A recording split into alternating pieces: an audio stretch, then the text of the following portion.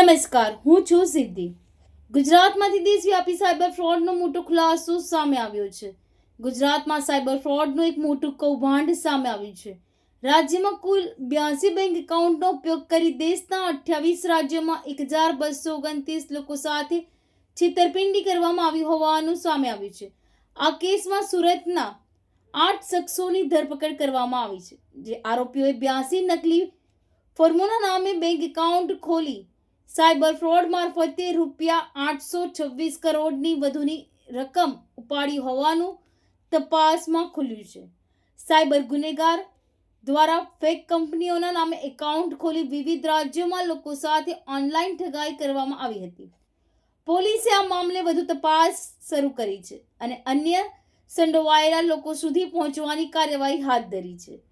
આ ઘટના રાજ્ય સહિત સમગ્ર દેશમાં સાયબર સુરક્ષા સામે મોટો પડકાર બની છે.